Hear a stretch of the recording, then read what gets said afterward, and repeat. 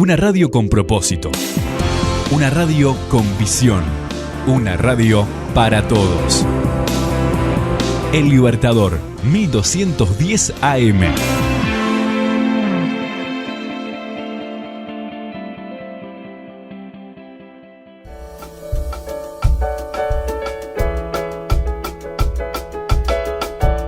Cada libro es una puerta a un universo real o imaginario.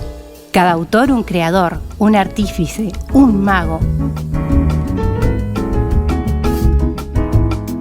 Libros, autores, lugares e historias los descubrirás en Para viajar lejos.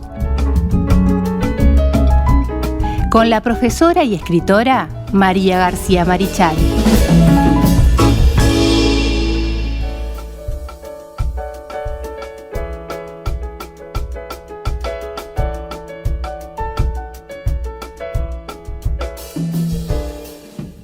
Continuamos en punto de partida aquí por la 1210 AM Radio Libertador, nuevamente para viajar lejos, esta columna de literatura que nos pueden acompañar todos los martes a través de la radio, pero también todos los martes levantamos el video también para que la gente pueda disfrutarlo en su casa, en cualquier parte del mundo, y vos podés copiar el link, pegarlo en Instagram, pegarlo en YouTube, pegarlo en Twitter, pegarlo en las distintas redes sociales, copiarlo, hacer lo que quiera, compartirlo, que está muy bueno que lo puedan hacer. Bueno, nos pueden encontrar también en esas redes sociales, o si no, también nos puedes mandar un mensajito al 091 99 12 10 más 598 si estás fuera del país, a través de Telegram y también de WhatsApp. Pero bueno, ya les dije que estamos en la columna de literatura. Y esta columna de literatura no es nada sin María García Marichal. ¿Cómo estás, María? Ay, muchas gracias. Buenos días. Muy bien, Carlos. ¿Cómo estás tú? Audiencia, un saludo muy afectuoso. Bueno, María, ¿por dónde vamos a ir? Vos me dijiste que íbamos a viajar. Lejos. Hoy vamos a viajar lejos, como decía Emily Dickinson. Hoy vamos a viajar muy lejos. Vamos a viajar a la India. A la India. Pero vamos a viajar también lejos en el tiempo. Bueno. No ahora. Primero vamos cerquita en el tiempo, a la India. Y luego nos vamos muy lejos. Bueno. Vamos a viajar lejos. Ya pusimos la intriga, así que la gente se va a quedar ahí. Aunque los títulos ya vio ahí. ¿Qué vamos a hablar? Sí, por supuesto que sí. Primero vamos a hablar de una escritora, una escritora joven, contemporánea, por supuesto, que se llama Arundhati Roy. ¿Cuántos años tiene? Y Arundhati nació en 1961, así que tiene 50 años, una jovencita. Por supuesto. Yo tengo pocos más. También. Sos una adolescente. Unas criaturas somos. Arundhati Roy, una escritora nueva, una escritora muy emprendedora y una luchadora por los derechos de los más débiles, y también una buscadora de verdades. Pero yo ahora te voy a contar. Bueno. Escritora, periodista y activista por los derechos humanos y la protección del ambiente. Es una ecologista en toda regla. Nació en Shillong, en India, el 24 de noviembre de 1961. Por lo tanto, este año va a cumplir 50. Tiene 49. ¿No? No, va a cumplir 60. Tiene 59. Ahí va. No estoy muy bien para las matemáticas. El próximo autor... la física, me parece. Lo mío más que nada es la geografía, para empezar, y la física relacionada con la geografía, y me sacas de ahí. Y patino bastante. Es la autora de una obra que tal vez muchos de nuestros, sobre todo los más jóvenes, conozcan, que se llama El Dios de las pequeñas cosas. Una novela interesante que ha sido muy vendida en el mundo. Su madre era una cristiana ortodoxa siria, de origen sirio, y su padre hinduista. Vos fíjate qué combinación. Un hinduista y una cristiana ortodoxa. Parece que no, pero sí. Se dan. El amor es el amor. Estudió en el Centro Educativo Corpus Christi en Aymanam, y en el estado de Kerala queda Aymanam, y a los 16 años se trasladó a Delhi. ¿Para qué se trasladó a Delhi? Para vivir la bohème. Vendía botellas, leía, se había hecho una cabañita que estaba muy precaria, se la arregló y allí vivió. Esa juventud suya, esa adolescencia suya, viviendo así, le hizo también conocer mucho a la gente de la calle, a la gente que vive en la calle, además, ¿no? En Delhi. No Nueva Delhi, la capital, sino la ciudad de Delhi.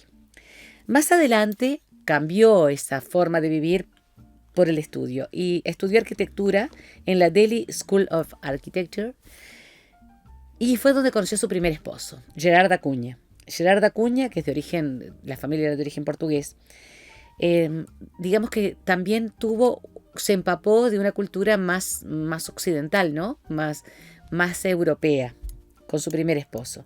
Se divorció de él al poco tiempo y en 1984 empezó a hacer cine y conoció a Pradeep Kishan, que es el esposo con el que trabajó mucho en cine ella. Trabajó en cine, se casó con él y como él era director justamente de filmación, ella guionó varias de sus películas. Entonces aprendió mucho. O sea, es una mujer muy inquieta a nivel intelectual.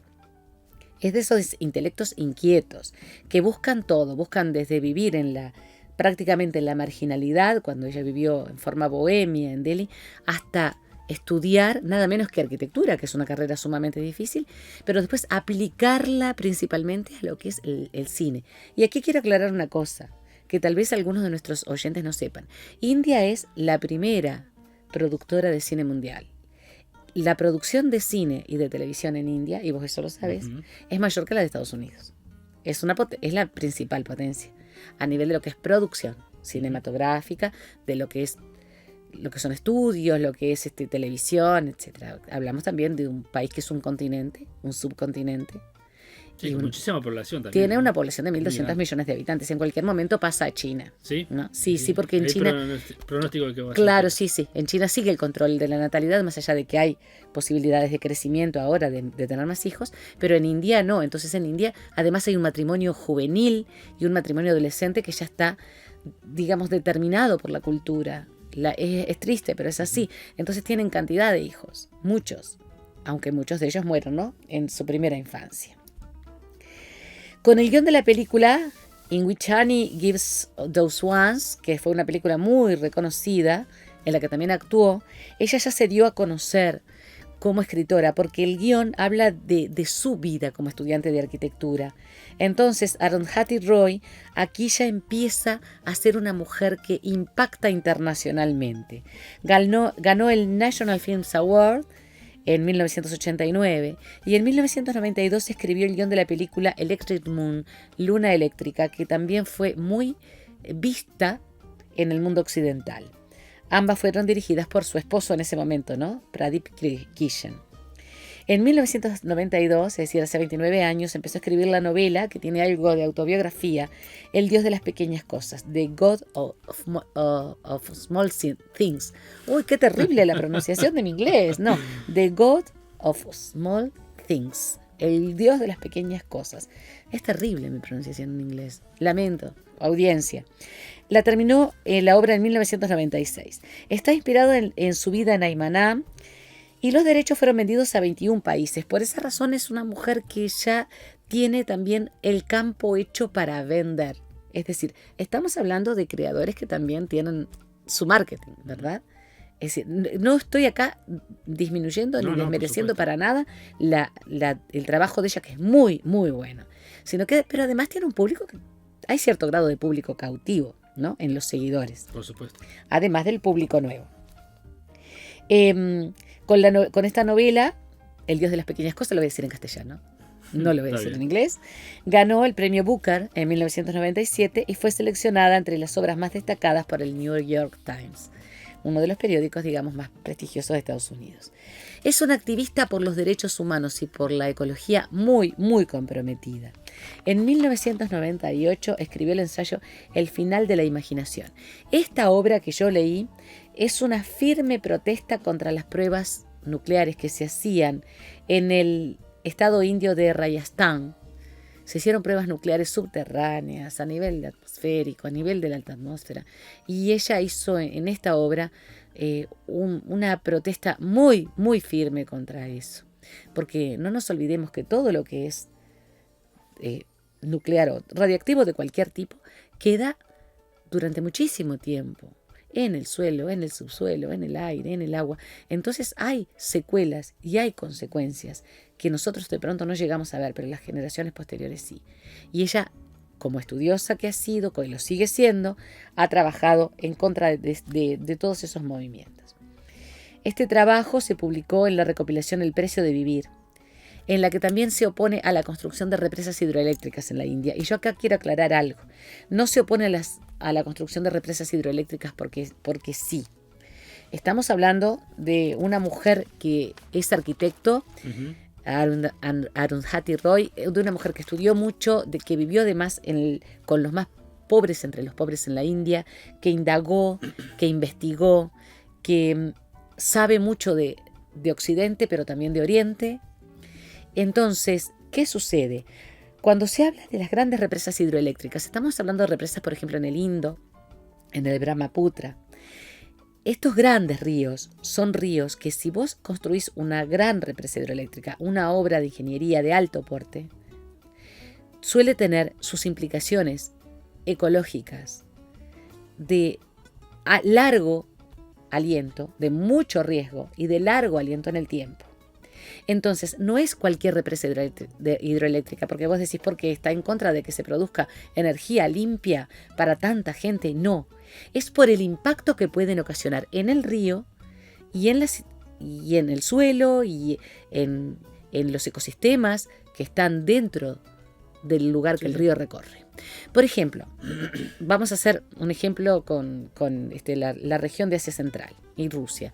El Sirdaria y el Amudarya, que son dos ríos que nacen en los Himalayas y alimentan el mar de Aral, por ejemplo, fueron desviados para regar los campos de algodón principalmente y de otros cultivos en Rusia, ¿no? Cuando era URSS todavía. Dejaron de abastecer el mar de Aral, que es un lago en realidad.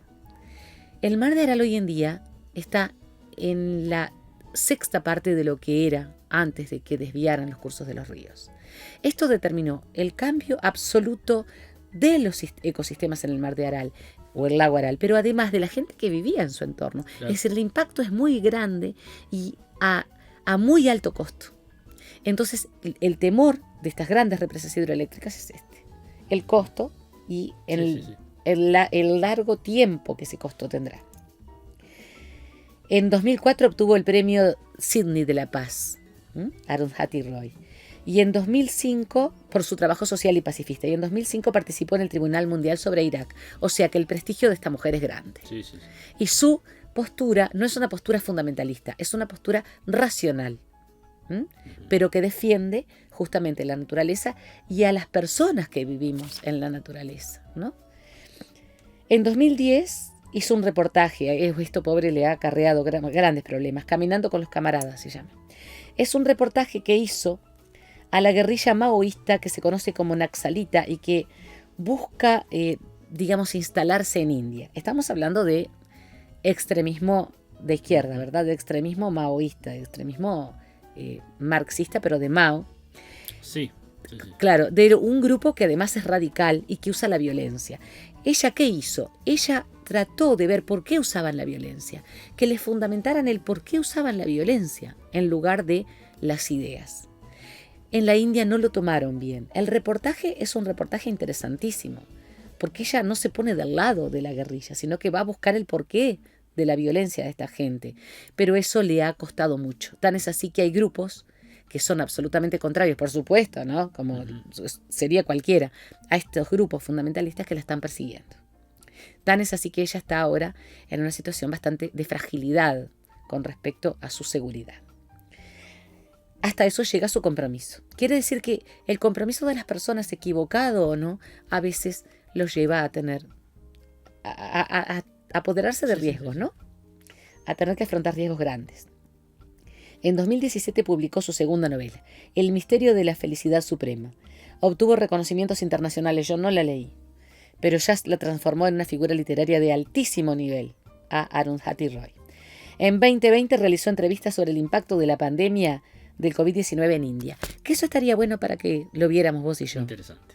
De pronto para analizar, porque de India y de los países africanos se sabe tan poco acerca de la pandemia de COVID-19 y de cómo ha impactado en estas poblaciones que además están tan olvidadas de la mano, no voy a decir de la mano de Dios, están tan olvidadas de la mano del humano. Hay estadísticas muy interesantes en India y otros métodos que no usaron, que no son vacunación y que son muy interesantes. ¿Vamos a tratar de hacer un análisis un día de esto?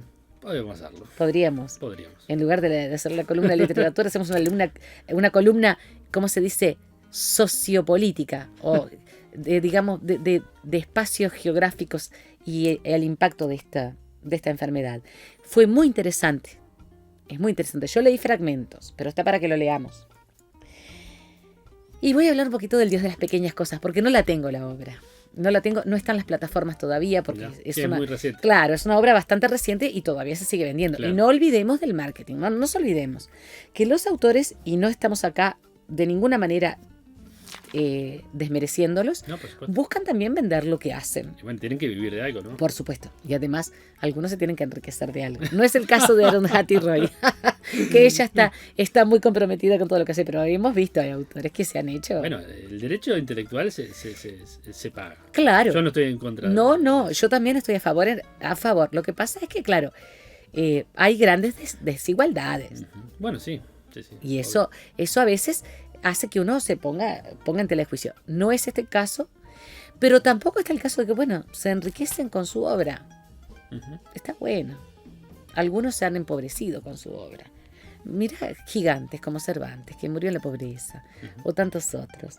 O mi amado H.P. Lovecraft, por ejemplo. Entonces aquí no, ella está vendiendo su obra y lo hace muy bien.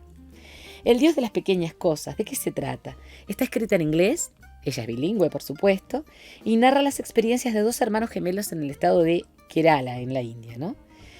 Presenta la realidad que la India es, porque más allá de que legalmente las castas han sido disueltas como realidad, la sociedad india está dividida en castas. Y hay grandes desigualdades. Y hay pobres entre los pobres, como yo te decía. La marginalidad entre los marginales.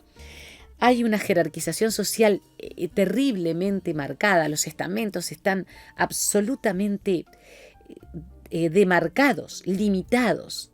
Y eso es lo que ella presenta aquí, en la historia de estos gemelos. Y son varias generaciones. Básicamente es la historia de 3 generaciones de Kerala, donde nacen estos chicos, pintando la sociedad, la cultura y la historia de Kerala y de la India en esa familia y en estos gemelos que también representan un poco a Arundhati Roy. A veces es brutal, ¿sabes? A veces es brutal esta novela, pero hay una trama muy interesante de amor, de pasión, de lucha por la justicia. La muerte ocupa un lugar importante también. La muerte está a la vuelta de la esquina en India, para cualquiera, por una situación hasta de salubridad. Y los sueños imposibles de realizar. Debido a los estamentos, los sueños de mucha gente son imposibles de realizar. Así que yo te recomiendo a Arundhati Roy. Bueno. Después, como la van a ver escrita, la pueden buscar. Exactamente, la van a buscar. Y ahora nos vamos lejos, pero en el tiempo. Pero es en el tiempo, vamos a retroceder en el tiempo. En la India, vamos en el túnel del tiempo, pero para atrás. Muy para atrás, a uno de mis amados poetas. A ver. Omar Khayyam. No lo conozco. No, seguramente muchos de nuestros oyentes, sobre todo los que tienen más edad, o sea, los que son chiquilines como yo, por ejemplo, y un poquito más grandes, van a conocer a Omar Khayyam, porque los libros de lectura de la escuela, de la vieja escuela rural principalmente, había unos libros preciosos, Vida, Trabajo y otros libros, que tenían muchas citas de estos poetas del lejano oriente, y entre ellos de Omar Khayyam, mi amado Omar Khayyam. ¿Te digo cómo se llamaba? Sí. ¿Querés saber? Sí. Bueno, se llamaba Ibrahim al-Din Abu Ifat Omar Ibrahim Yaham Nishapuri. Porque lo que pasa es que estos nombres no son de nombres... esta forma le pongo el nombre completo. No, ponía Omar Khayyam. Te explico. Normalmente, principalmente entre los musulmanes... Amaba llenar papel en el aeropuerto. No había aeropuerto, perdón. Ahora te voy a decir la fecha, ¿no? No había aeropuerto, pero si tuviera que hacer forma, me imagino. Imagínate que tenga que hacer un chiste que se me un ocurrió hermano musulmán en el aeropuerto con un nombre como este. Porque sucede lo siguiente. En las antiguas, hoy en día está muy simplificado por eso, sí, por la globalización y los viajes. Sí. Pero hasta no hace mucho tiempo, todo esto era de cajón. Lo tenías que hacer porque es tu familia. Estás representando a tu clan. Es el nombre de tu familia, de tu clan y de lo que tú haces. Este nombre significa algo así como el hijo del que fue hijo del que hacía las tiendas para vivir, de la gente que era nómada.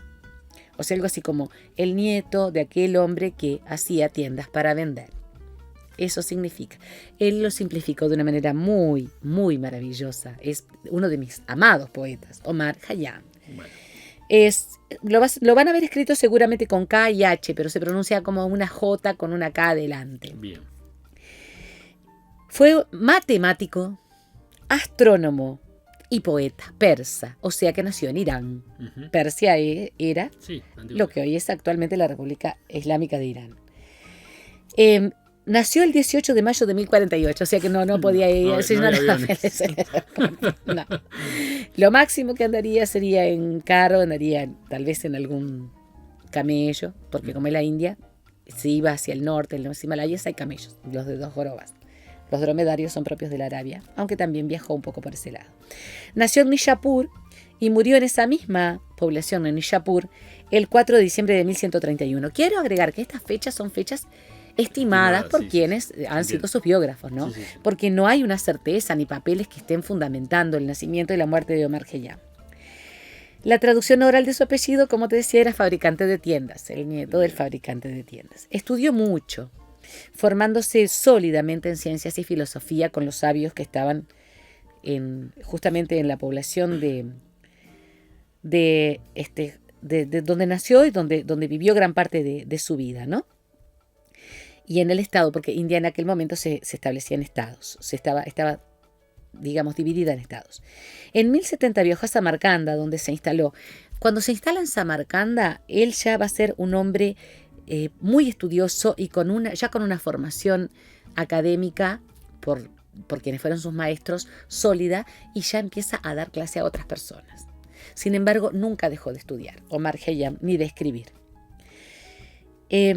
Con el apoyo de un jurista, Abu Taher completó su tesis sobre demostraciones de álgebra y comparación. El prestigio que tiene Omar Khayyam como poeta lo tiene más todavía como matemático y astrónomo. O sea que fue un sabio. Y Omar Khayyam es uno de esos, además de haber sido astrónomo y de haber corregido el calendario zoroástrico. Eso te voy a hablar un poquitito más adelante.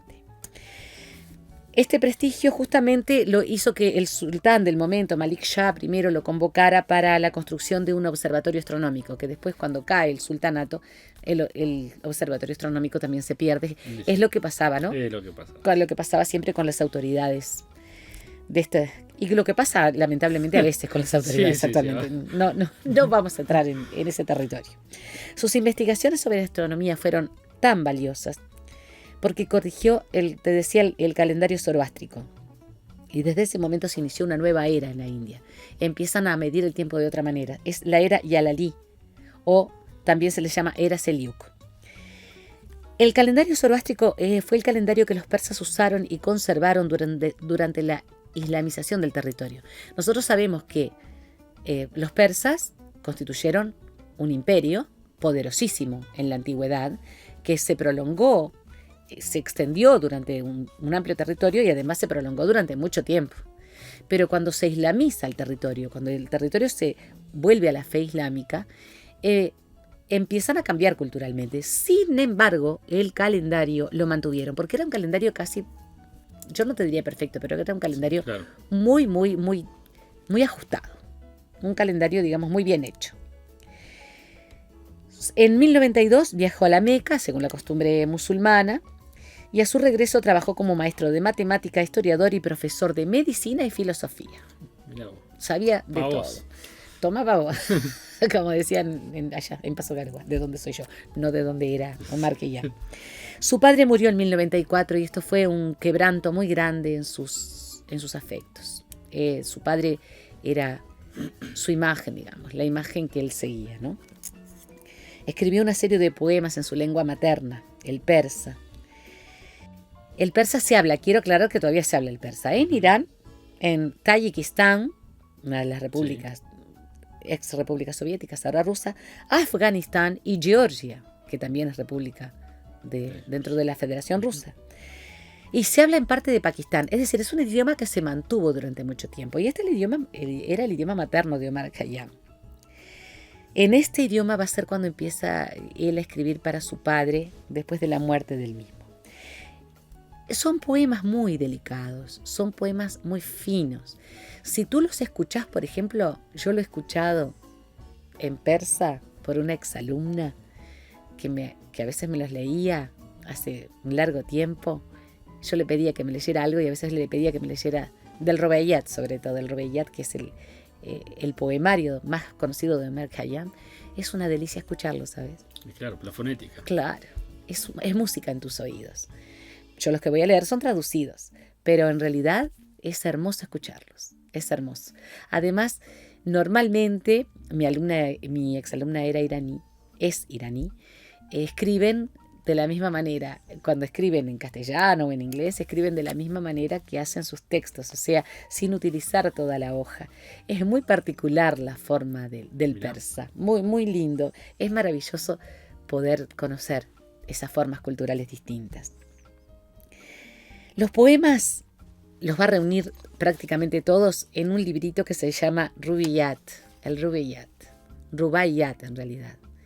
Fíjense ustedes, los que puedan vernos a través de YouTube. Es de una delicadeza, es chiquito, es un libro chiquito, pero tiene unos poemas maravillosos. Rubaiyat significa cuarteta o cuarteto, porque la mayor parte de los poemas de Omar Khayyam son cuartetos, son de 4 versos. Como filósofo, Omar Khayyam era escéptico y pesimista, y esto se nota. Es decir, más allá de que él practicaba el Islam por su formación y todo lo demás, era absolutamente escéptico, era muy pesimista. Lo demás que vendría a ser, digamos, un agnóstico pesimista de hoy en día, ¿no? No un agnóstico pensando en la trascendencia, sino un agnóstico no materialista, porque él era profundamente espiritual o profundamente intelectual, si quieren. Pero eso lo marca, su escepticismo lo marca en sus versos. La corrección, decíamos, del calendario zoroástrico fue casi perfecta. Fíjate, el error es de un día en 3.770 años. Cuando matemáticamente en nuestro calendario, el gregoriano, tiene un día de error en 3.330 años, en bastante menos años. ¿No? Fue un brillante matemático que hizo aportes sobre ecuaciones, el binomio, las secciones cónicas, de las que yo no les voy a explicar ahora, porque no tengo pizarrón. Solo por eso, ¿no? Antes de los 25 años ya había escrito Problemas de aritmética, que es un libro de música y de álgebra, fíjate vos. Mira. Claro, porque la música es matemática pura. Totalmente. Entonces, fue realmente fantástico. En 1070 escribió el famoso Tratado sobre demostraciones de problemas de álgebra. Este libro yo lo vi una vez, o sea, vi una copia, por supuesto, ¿no? Una edición de los años 30 o 40 del siglo XX, lo vi en una biblioteca y yo digo, un libro de Omar Khayyam de álgebra, qué fantástico. Claro, es de álgebra avanzada, ¿verdad? Gracias a Omar Khayyam, la incógnita de las ecuaciones se llama X. Así que no vayan a quejarse de la X que hay que despejar, porque la hizo nuestro queridísimo poeta Omar Khayyam. Él la denominó Shay, que significa en persa cosa o algo. ¿Sí? Esto, cuando pasa al castellano antiguo, porque las obras de Omar Khayyam fueron dispersas por nuestros queridos árabes de la Edad Media, que fueron los que atesoraron, pero además difundieron los libros. Claro, los matemáticos empezaron a estudiar Omar Khayyam antes del Renacimiento, porque ya había libros que habían llevado los árabes. La denominaron a Shay, a la cosa o el algo, la denominaron Xay. ¿Por qué? Porque la X en el castellano antiguo se pronunciaba como una SH del inglés, Shay. De ahí que, para simplificarlo, en lugar de cosa o de Shay, le llamaron X. Y por eso nuestras ecuaciones tienen la X. Interesante. Gracias, Omar Khayyam, despejamos X. Ámenlo, no se vayan a quejar de él. La luna tiene un cráter que se llama Omar Khayyam, ¿sabes? No sabes. Sí, tiene un cráter que se llama así. ¿Quieres que te lea algunos fragmentitos? Por supuesto. Escribía cosas deliciosas. Habla mucho del vino también. Le gustaba mucho. Bueno. Le empinaba el codo, Omar. Pero esto sí es un sabio. Esto es lo que yo llamo un sabio. Con todas las letras y con toda la altura. El número 3. Te voy a leer el número 1 primero para que vean cómo se siente. Despertaos, durmientes, que la aurora arrojó ya la piedra al piélago nocturno, ahuyentando a los astros, y el cazador de sombras prendió en un haz de luz la torre del silencio. Vos fíjate qué imágenes deliciosas.